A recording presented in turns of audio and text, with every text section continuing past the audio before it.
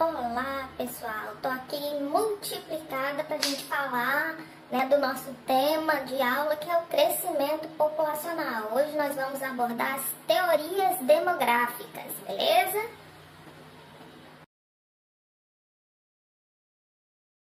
Continuando o nosso assunto sobre estudo da população, nós vamos ver hoje as teorias demográficas, certo?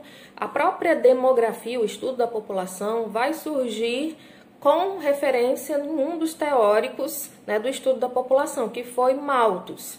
E a principal preocupação de Malthus a começar a estudar o crescimento da população foi a relação aumento da população versus recursos naturais.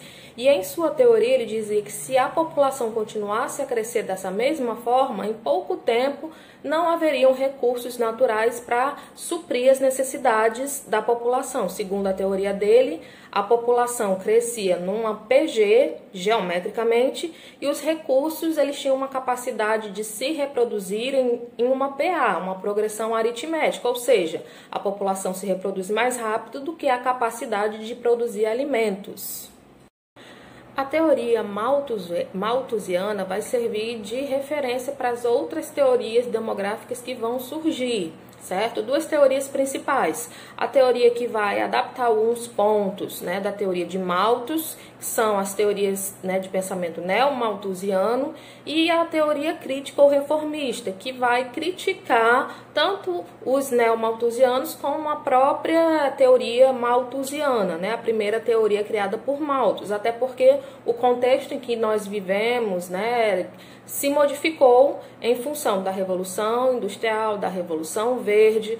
Hoje a capacidade de produzir alimentos já não é um grande problema, mas continuam existindo preocupações diferentes agora em relação ao crescimento da população e o possível impacto econômico que esse crescimento vai ocasionar.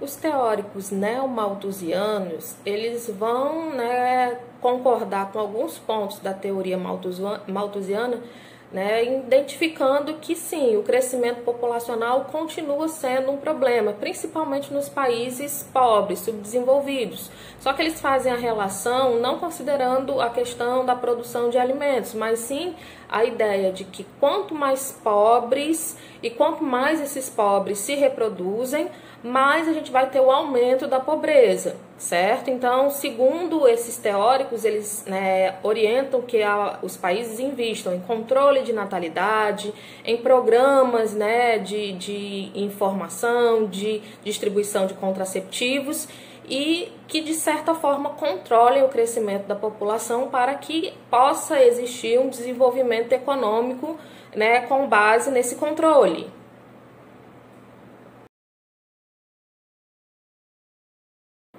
Já os pensadores críticos ou reformistas, eles vão criticar exatamente essa ideia de se colocar no aumento da própria população pobre a culpa pela pobreza, certo? Segundo esses pensadores, o controle da natalidade por si só nesses programas não seria eficiente para diminuir essas desigualdades, certo? E poderiam até prejudicar o equilíbrio da população, como a gente vai falar um pouquinho mais na frente.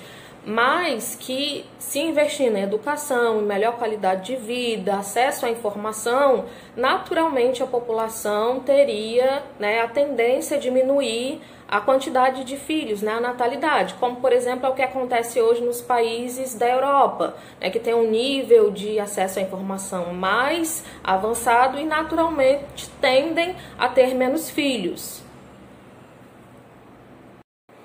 Hoje em dia, apesar do crescimento, do grande número da população mundial ainda ser uma preocupação, surgem também novas preocupações associadas, como por exemplo, a tendência a não ter filhos.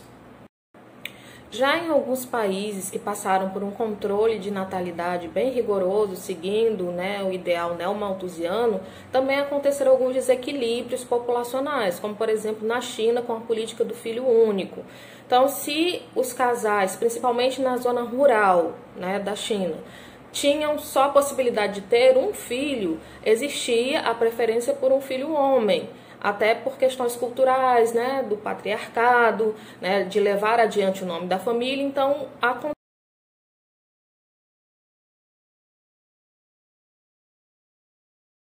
aconteceu em um determinado período, foi bem expressivo isso, o abandono de filhas, né, que nasciam, o aborto, né, de quando se sabia que seria uma filha mulher. Então, o controle de natalidade acaba tendo também esse lado, né, ruim, se a gente for pensar dessa forma, tá bom? Então, existem desequilíbrios que vão ser decorrentes desse controle. Inclusive, essa questão de gênero, ela tem sido muito presente nas discussões a respeito da dinâmica populacional. Qual é o papel da mulher e qual é o papel do homem dentro, né, da sociedade, dentro da ação social. E a respeito dessas questões de gênero, a gente tem também as desigualdades de gênero, né, em função de, como eu já falei, até de uma tradição patriarcal. A mulher ainda tem um espaço restrito, por exemplo, na política, no mercado de trabalho. Algumas funções são atribuídas prioritariamente a um gênero ou ao outro, enfim, são diversas discussões que têm como pano de fundo a questão da população. E essas discussões, elas são levadas adiante e vão, né, ajudar na reflexão a respeito, né, de problemas, a respeito também de busca de soluções para minimizar esses problemas associados aí à dinâmica populacional, certo? Além disso, a questão de gênero também aí já vai para outras questões associadas, como, por exemplo, a diversidade de gênero, que já é outra história. Pessoal, basicamente a nossa aula é sobre isso, não vou me estender muito, tá bom? E eu gostaria que vocês assistissem às aulas. Vocês vão ter um intervalo de 2 semanas para assistir, fazer a atividade, e não esqueçam de marcar lá, de responder o formulário com a frequência de vocês, registrando as dúvidas, algum comentário a respeito da aula, que na próxima aula eu retomo a partir dos comentários que vocês deixarem. Além dos comentários no próprio formulário de frequência, vocês podem comentar também na própria atividade lá do Google Sala de Aula, nos comentários aqui do vídeo, tá bom? O importante é que vocês registrem a participação de vocês, porque essa vai ser a frequência da aula de vocês agora nesse bimestre, beleza? Tchau, tchau, até a nossa próxima aula. Um beijão para todos!